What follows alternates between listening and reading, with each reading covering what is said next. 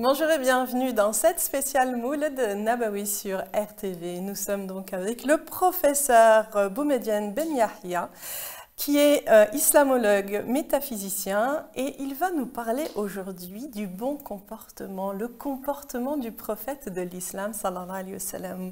Bonjour professeur. Bonjour et merci infiniment pour l'invitation. C'est un honneur pour moi de repasser chez vous et pour parler de ces nobles caractères du prophète alayhi salatu wa sallam, qui est un fondement incontestable de notre humanité, de la vocation et de l'injonction divine. Justement, c'est important dans le comportement du prophète, sallallahu alayhi wa sallam, donc envers Dieu, envers la femme, envers les non-musulmans, envers les orphelins. Absolument. Donc, parlez-nous de son comportement envers Dieu et ensuite envers la femme. Alors, Sayyiduna Rasulullah, le prophète alayhi sallam, on le sait ou pas, était d'abord foncièrement, avant le début de la révélation, reconnu et connu pour sa confiance. Et l'infaillible confiance au point où toute personne qui avait quelque chose déposait chez lui ses dépôts de confiance. Kan al-Amin. Ouais. C'est l'une des premières caractéristiques de Sayyiduna Rasulullah, bien avant le début et l'amorce de la révélation des paroles de Dieu. Al-Amin, quand on regarde, qui est basé sur une racine arabe, bien sûr, Amana, nous donne l'iman, nous donne ce substantif, et on voit que entre la confiance, être digne de confiance, au point où les trésors de la Mecque ont été entre ses mains pour qu'il soit digne de les préserver et de veiller sur eux, il y a un pan vers la foi qui nous lie aussi à Dieu. Mais cette racine exprime une troisième notion, très importante, la sécurité. Oui. Al-Aman, en arabe. Donc vous avez, on a ce ternaire qui est fondamental et qui se trouvait déjà dans le caractère et dans le comportement de Sayyiduna Rasulullah, à savoir quelqu'un qui avait foi, qui avait confiance, qui était confiant pour les autres, qui était digne de confiance et qui était sécurisant par rapport à ce qu'on déposait chez lui. Et le dépôt pouvait être matériel, comme il pouvait être social, par rapport à un pacte tribal, par rapport à une direction tribale, à une décision de son époque. Le lien de Sayyiduna Rasulullah, vous l'aviez souligné, d'abord son lien avec Allah. Azza wa Jalla tabaraka wa ta'ala. Son lien, il est extraordinaire. Rasulullah est quelque part, et incontestablement, l'être théophore, celui qui va recevoir la parole de Dieu et qui va réfracter par écho indéterminé les belles vertus et les notions de Dieu, les lumières et les connaissances de Dieu sur les autres, sur toute l'humanité et pour tous les mondes. Rasulullah se comportait de manière consécrative. Et on revient à la période qui a précédé le début de la révélation. Qu'est-ce que Rasulullah faisait juste avant? Il se consacrait dans le mot de Hira, faisant ce qu'on appelle la retraite. Donc Rasulullah, il se retirait aussi un petit peu du parasitage de la société pour pouvoir se consacrer à Dieu. Et cette consécration durait parfois des journées longues où il contemplait la beauté, et là un aspect fondamental, la beauté de la création de Dieu. La beauté des montagnes, la beauté du ciel, la beauté du désert. S'émerveiller de tout. Il s'émerveillait de tout, et c'est par ces signes, en réalité, où il établissait malgré lui le lien avec Allah. Aujourd'hui, malheureusement, on est tellement pris dans des sociétés extrêmement actives, pour ne pas dire autre chose, pris par le travail, par les obligations légales, etc., qu'on n'a plus le temps de se retirer pour contempler. C'est ça. Et donc le prophète, alayhi salam, son rapport primordial, c'était un rapport d'un contemplatif des signes de Dieu, un rapport d'un homme de confiance au sein et avec tous les membres de sa communauté à la Mecque. Nous avons ici deux qualités déjà suprêmes, fondamentales, que le prophète a transmis à toute l'humanité. Peut-être dans le deuxième segment de votre question était quel rapport aussi le prophète entretenait avec ses proches. Et les plus proches, bien sûr, on ne pourrait pas ne pas citer la Khadija, radiyallahu anha wa ardaha, sa première femme, femme notable de la Mecque, qui a un certain statut, qui a une certaine fortune, et chez qui, avec qui le prophète travaillait, accompagnait ses caravanes jusqu'en Syrie. C'est aussi, là on retrouve l'écho de son rapport et de son comportement de l'amana et de l'iman. Elle pouvait faire confiance, et c'est par rapport à cette dignité de confiance totale en Mohammed qui était exceptionnelle. C'est une femme d'un certain âge, c'est une femme d'un certain statut social et d'une intelligence inouïe. On n'en parle pas énormément, mais peut-être on y reviendra. C'est elle qui a observé ces caractères chez le prophète alayhi salatu wassalam. Quelqu'un qui est confiant et qui gérait ses affaires au sein de la Mecque et à l'extérieur de la Mecque, en étant confiant, en étant sécurisant. Et sécuriser aussi, si vous voulez, les missions commerciales de Khadija radiyallahu anha wa ardaha. Et puis elle avait autre chose, la discrétion de Sayyiduna Rasulullah. Parmi les belles vertus de Sayyiduna Rasulullah, c'est la discrétion, ne pas trahir le secret. Le prophète ne trahissait pas les secrets des personnes qui venaient le consulter. Qui le consultaient, mais déjà dès le début de la prédication, qui venaient chez lui pour déposer leurs secrets ou leurs biens. Vous avez ici une esquisse universelle des caractères, des belles vertus de Makarim al-Akhlaq, de Sayyiduna Rasulullah alayhi salam. Et regardez, quand on observe le syntagme Makarim al-Akhlaq, on est à la fois dans l'expression d'une notion de notabilité, de noblesse et de générosité. Quatrième caractère des belles vertus de Sayyiduna Rasulullah, c'est la générosité. C'est un être qui était pauvre, Sayyiduna Rasulullah, et qui a fini sa vie pratiquement pauvre, où il demandait à la Aïcha aussi, regardez ce rapport subtil aussi, alors qu'il est sur le lit, si vous voulez, de la maladie, où il demandait combien avait-il chez lui de dinars, les pièces d'or, et Aïcha répondait qu'il avait 3 dinars, et il insistait afin qu'elle puisse les donner aux pauvres. 5e vertu de Sayyiduna Rasulullah, tout le temps, alors qu'il était sur le lit qui le mène au retour. Et on revient à cette servitude dans sa relation avec les êtres, à savoir servir les pauvres, servir les nécessiteux. Peut-être on pourrait dire un mot plus tard sur les orphelins aussi. C'est vrai qu'il aimait aussi beaucoup les orphelins, et d'ailleurs l'importance de parrainer un orphelin, d'aider un orphelin, et ça c'est très important dans la religion musulmane. Et on l'oublie souvent. Je pense peut-être aussi après, c'est vrai que j'aime savoir, j'aime pour transmettre aux gens et surtout pas se tromper, parce que c'est grâce à vous justement qui êtes homme de science et islamologue. C'est vrai qu'il y en a qui disaient donc que le prophète était très pauvre, enfin qui était pauvre, mais en réalité Khadija était riche. Mais ne serait-ce que lui, il ne gardait pas l'argent pour lui, il donnait aux autres. C'est surtout ça, parce que dans cette pauvreté qu'on a mis en avant, en réalité, c'était son choix à lui de vouloir donner tout ce qu'il avait aux autres. Absolument, le prophète donnait l'exemple. C'est ça. Uswa Hasana, c'est le meilleur des exemples, c'est un exemple excellent. Et l'exemple, si vous voulez, les caractères du prophète, alayhi salatu wassalam, pour revenir à la Khadija et du fait qu'elle était riche, que lui était pauvre et qu'il ne touchait pas à sa fortune.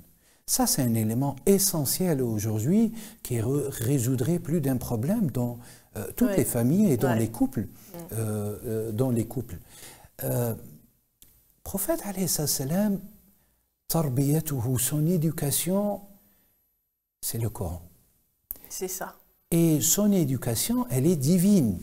Je cite un exemple où les compagnons venaient chez lui, ouais. Ils ne le trouvaient pas, ils demandaient à Aïcha, une tradition assez connue, comment le prophète se comportait chez lui, comment il vouait le culte, sa relation à Dieu chez lui.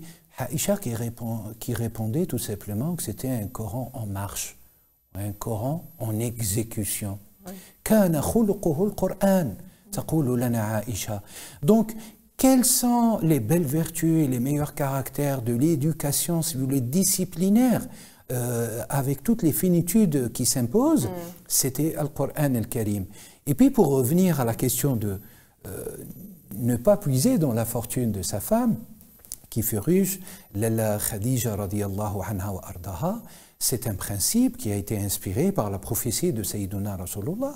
Elle vient aussi parmi les injonctions divines. En islam, on ne touche pas à la fortune de... C'est important de le préciser. Très justement, important parce que je crois qu'il y en a beaucoup qui oublient. Il y a beaucoup qui oublient, et c'est un principe, si vous voulez, bien sûr, qui a été conforté à travers les âges, sociologiquement parlant, dans les sociétés, du Moyen-Âge, etc., arabo-musulmanes. Mais ce qui est très important à garder en soi, c'est que... qui est un principe fondateur dans le Coran al-Karim. Alors, qawwamun, c'est l'axialité. L'homme, il doit prendre l'initiative.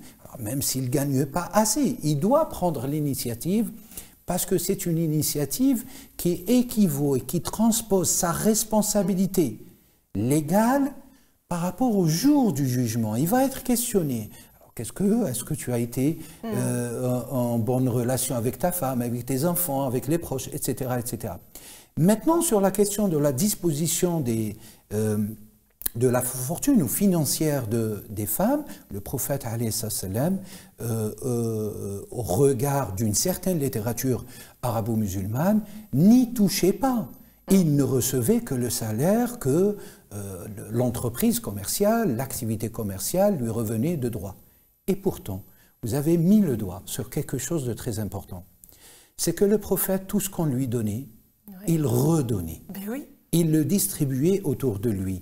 D'ailleurs, dans la tradition, Rasulullah sallam ne gardait pas les cadeaux. Et il y avait, vous savez, dans les usages notables chez les Arabes, la générosité arabe, elle est incontestable, elle est connue depuis des siècles et des siècles. Le prophète, chaque fois, recevait un cadeau, il le redonnait. Il ne gardait pas les cadeaux. Il n'a gardé, Sayyiduna Rasulullah, que ce qu'il a reçu. Alors, c'est plus qu'un cadeau de Dieu. C'est le seul qu'il a intégré de manière opérative dans son être et qui a fait de lui qu'il soit un exemple pour tous les univers, pour toute l'humanité. Et l'orphelinat, vous l'avez souligné, avec les pauvres et avec les veuves. Le cas aussi des veuves. Vous avez la tradition où Sayyiduna Rasulullah est le garant des orphelins auprès de Dieu, le garant des nécessiteux et le garant des veuves et de leurs enfants. Une image transpose à travers la littérature sacrée de l'islam, à savoir que ces personnes sont sous la cape de Rasulullah. Et ça, c'est très important. Vous avez beaucoup de femmes veuves et beaucoup d'orphelins. Le prophète alayhi salam prend la garantie. Il est leur garant. Il est le responsable. Ici et maintenant. Ici et maintenant des orphelins. Donc, quand on fait une bonne action aux orphelins ou aux veuves, aux nécessiteux, imaginez-vous la récompense auprès de Dieu, parce qu'on rentre dans la sphère de l'activité prophétique éternelle de Sayyiduna Rasulullah. Professeur Ben Yahya, il y a tellement à dire dans ce domaine. Je reviens sur la femme. Voilà.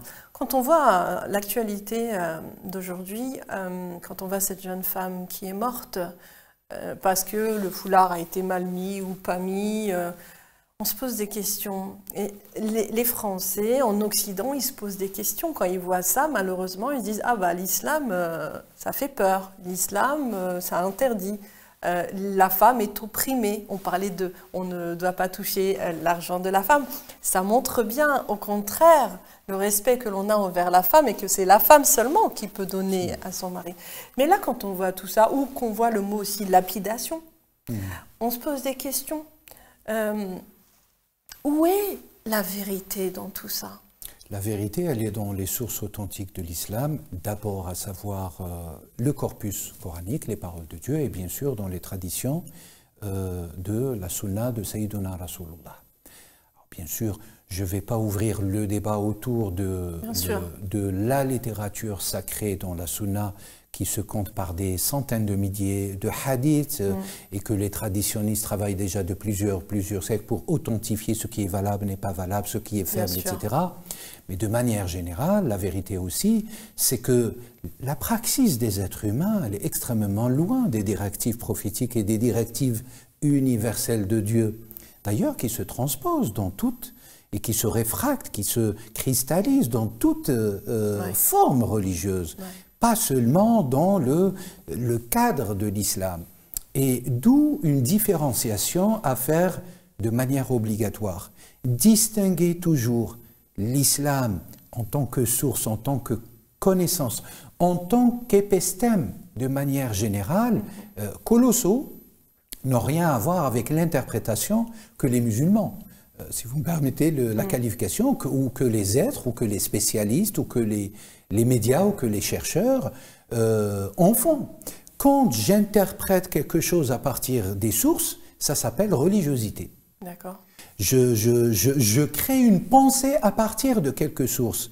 La réalité d'abord, et je reviens sur le décès tragique de cette jeune femme iranienne, qui est une sœur dans l'humanité. Et au-delà peut-être, qui est une sœur dans la foi. Parce que le seul qui accède à la foi et qui sait ce qu'il y a dans les cœurs, et ça c'est l'enseignement de l'islam, et non pas l'enseignement de la musulmanie, de l'interprétation des musulmans. L'enseignement de l'islam, c'est que le seul qui accède au cœur, c'est Dieu. C'est un mystère. Bien sûr. Et tout d'ailleurs, d'autres tabous doivent tomber dans nos sociétés aujourd'hui par le biais de la quête de la science, à savoir ne pas juger les autres. Malheureusement, il n'y a que ça aujourd'hui. On juge, on ne connaît pas une personne, on va la juger selon son apparence. Et c'est là où on se dit, on sait pertinemment qu'on n'a pas le droit de juger, mais on juge. C'est la bêtise, si vous voulez, de l'instinct le plus bas de l'être humain. Hein. On pourra donner l'exemple, par exemple, sur le cas d'Adam, Ève et de Satan. Mais je ne vais pas revenir, peut-être je finis sur cette sœur qui est décédée, qui est un événement tragique en Iran, pour un bout de tissu de foulard. Mérite-t-elle la mort? Enfin, la question se pose sur tous les plans, politiquement, économiquement, socialement, psychologiquement, humainement. Mais au-delà de tout, parce que votre question interroge aussi les sources de l'islam. Oui. Dieu a interdit qu'on ôte la vie qui est sacrée et que lui a créée. Et vous avez à maintes reprises dans le Coran « وَحَرَّمَ قَتْلَ النَّفْسِ إِلَّا بِالْحَقِّ » C'est-à-dire que ôter la vie à une personne, c'est un interdit, qui nous plongerait et qui, d'office, nous mettrait dans la classification divine dans le Coran de l'mujrimin, les criminels, qui ne vont même pas être jugés, qui vont être jetés en enfer par la justice divine dans l'autre monde, le monde eschatologique, de manière définitive par Dieu. Enfin, c'est un crime, c'est un crime. Et au-delà, il y a la question du voile, qui revient dans nos sociétés, qui est une question épineuse. Est-ce que le voile s'impose? Est-ce que le voile ne s'impose pas? Est-ce qu'on a la liberté de mettre le voile ou pas? Toutes ces questions, elles sont intéressantes. Et si vous voulez, les rapports des sciences humaines sont intéressants aussi à prendre en considération. Et quand on regarde les sources, vous avez quelques versets dans le Coran qui traite la question du voile. Le voile a été... Alors déjà, ce n'est pas le voile, c'est un khimar et non pas un hijab. Parce que l'usage du vocable, et là c'est très important de regarder, de considérer les sources de manière rigoureuse. Le mot hijab, qu'on transpose souvent par le voile, Dieu ne l'a jamais utilisé pour le voile qu'on met sur la tête. Jamais. Dieu l'a utilisé, les usages coraniques, techniques du Coran, dans les paroles de Dieu, a été utilisé pour exprimer un cloison, pour exprimer un retour en arrière, pour exprimer, donner un exemple, donner une parabole. On est dans la stylistique, ou on est dans la concrétude des événements. Daraba, d'ailleurs, hein, Daraba, hijab, Dieu nous cite cet exemple où Dieu exprime dans le daraba hijab, la phrase verbale, daraba hijab, ça veut dire dresser une séparation entre deux personnes, dresser une séparation entre deux loges, etc. Donc on est, si vous voulez, dans le niveau de la séparation physique, voire mentale par extension, si on parle de la psychologie, de la parapsychologie. Mais le mot qui a été utilisé pour couvrir une partie des cheveux ou les cheveux et s'étaler sur les épaules ou le corps des femmes, avec beaucoup de prudence, je dis des femmes parce qu'il faudrait préciser ce que le texte coranique dit, en tout cas ce que le corpus coranique dit.